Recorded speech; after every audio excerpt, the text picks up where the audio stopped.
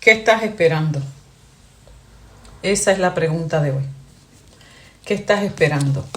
A veces suponemos que Dios es el que debe hacerlo. O a veces suponemos que somos nosotros los que debemos hacer algo. Y en esas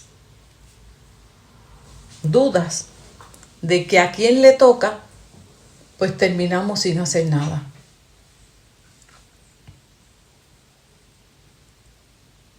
Esta es la situación. Y ahí seguimos orando. Y Señor, ayúdame. Señor, dirígeme. Señor, dime qué hago. Entonces, como queremos hacer algo tan y tan seguro de no fallar de la voluntad de Dios, terminamos no haciendo nada. Aquí esperando que Dios me diga.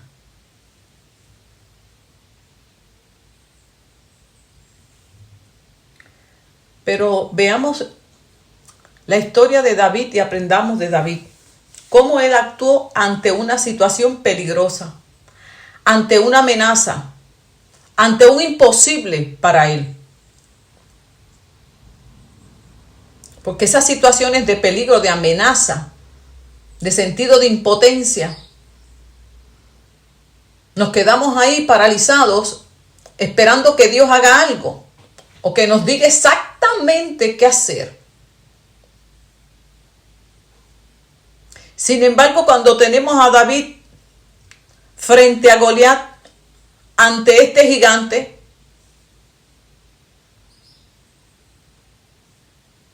era un muchachito, y cuando él iba caminando al campamento, que escucha la situación y ve el gigante, pregunta, ¿no habrá alguien que lo rete? ¿No habrá alguien que lo desafíe en el campamento hebreo? ¿No habrá alguien que se atreva a enfrentarlo? Después, cuando está frente al rey Saúl, le dice, se ofrece y dice, yo creo, yo puedo hacerlo. Cuente conmigo. O sea que en la primera dice, no habrá alguien. Entonces, más adelante, cuando él se sigue dando cuenta de la condición en la que está el pueblo hebreo ante esa amenaza, se sentían intimidados.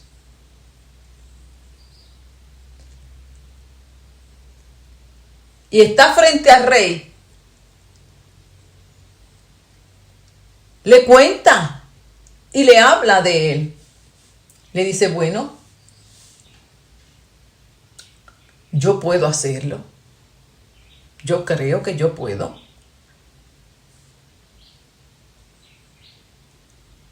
No porque él tenía la confianza en él. Pero David tenía algo que no tenía ya el rey. Porque en ese tiempo ya Saúl había sido desechado por Dios por causa de sus desobediencias. El Espíritu de Dios ya se había apartado de Saúl en esa situación. Por eso es que Saúl no tenía el valor ni el poder interno espiritual para enfrentar a Goliat. Y de hecho, era Saúl el único en el campamento hebreo, en el pueblo hebreo, que lo podía enfrentar, porque Goliat medía como 9 pies, sobre 9 pies. La armadura de Goliat dice que pesaba entre 150 a 200 libras. Imagínense, era grande, pero Saúl era alto. Si había uno que lo podía retar, como él decía, búsquenme uno que me pueda retar, era Saúl. Pero Saúl tendría la estatura física y la armadura física, o sea, armas carnales para trabajar la situación y enfrentarla, pero no tenía el respaldo de Dios. Sin embargo, David, que era un muchachito, que la lógica humana, el ojo humano lo iba a descalificar, tenía algo que no tenía Saúl y era su confianza en Dios. Y él le dijo, bueno, pues si no hay nada, no hay nadie, puede contar conmigo. Y el rey le dice, bueno, tanto tú, hasta que lo convenció. Pero cuando él ya está frente a Goliat, su fe se afirma más. Y él mismo le dice a Goliat, yo te voy a matar. Yo te voy a matar. Te voy a picar la cabeza. La voy a exhibir para glorificar al Dios de los cielos. Se lo dice frente. O sea, desde un inicio, ¿quién irá? Como le dijo Dios a Isaías, ¿quién irá? Isaías le dijo, heme aquí, envíame a mí. Esa pregunta hoy Dios nos la lanza. ¿Con quién puedo contar? ¿Quién irá ante los desafíos que tenemos hoy? El doctor César Vidal usa una frase que a mí me gusta mucho, que mientras miremos a los gigantes de rodillas, nos sentiremos intimidados. Ya es hora que dejemos de mirar a los gigantes de rodillas y nos pongamos en pie en el poder de la fuerza del Señor y los enfrentemos. ¿Cuántos desafíos tenemos hoy? ¿Cuán intimidados nos sentimos hoy como pueblo, como cristianos? ¿Cuán intimidados? No tan solo intimidados, sino ya de manos caídas. Y hasta nos hemos hecho la idea de que es Dios el que va a hacer la obra. Algo Dios hará.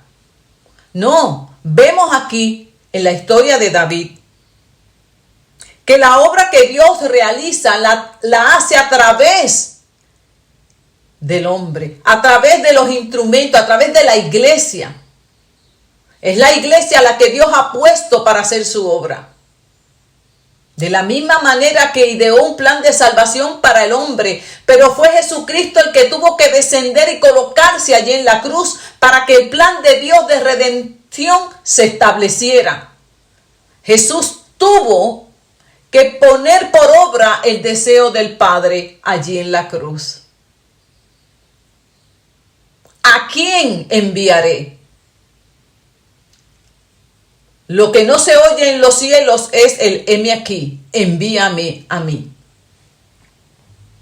Esa fue la respuesta que le dio David al rey Saúl.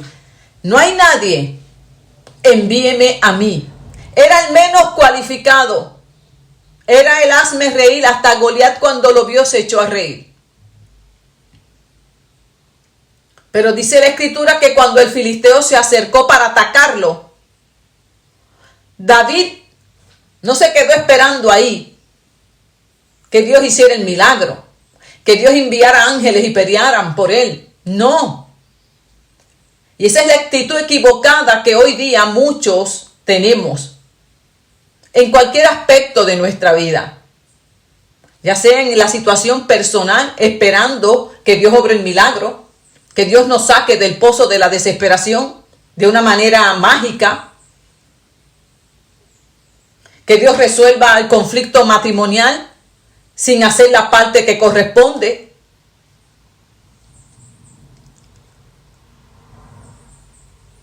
Y así en cualquier escenario de vida hay una parte que nos toca, como Dios le dijo a Josué: esfuérzate y sé valiente. Yo voy a estar contigo, pero la parte que tienes que hacer tú te toca a ti. Esfuérzate, Josué. A donde quiera que tú vayas, yo voy a ir contigo. Yo te voy a acompañar. Pero tienes que caminar. Y cuando David vio al filisteo que venía a atacarlo, o sea, cuando tú tienes la situación que la tienes ahí de frente y te está atacando, te está intimidando, Cuando nosotros como pueblo de Dios estamos frente a estos desafíos, ¿y qué desafíos? De toda una inmoralidad sexual, de todo un ataque a los valores de la familia, a los valores del reino. Y se nos tilda como fundamentalistas, como conservadores. Sí, eso somos y seremos hasta que Cristo venga. Porque somos llamados como sal a preservar, a conservar los valores del reino al precio que sea. Y cuando ese Goliat quiere venir a intimidarnos y hacernos creer que somos poca cosa, que parecemos ignorantes por nuestra manera de pensar, de actuar y de defender aquello que ellos entienden que no tiene ningún valor, ¿qué hacemos como pueblo de Dios? Hacemos como el campamento hebreo, que regresaban todos los días por la tarde derrotados, hablando mucho pero haciendo poco, y ya llevaban 40 días en esa historia.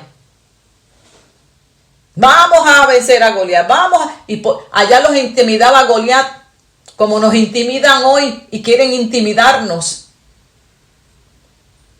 Seguimos viendo las noticias, leyes que se siguen aprobando,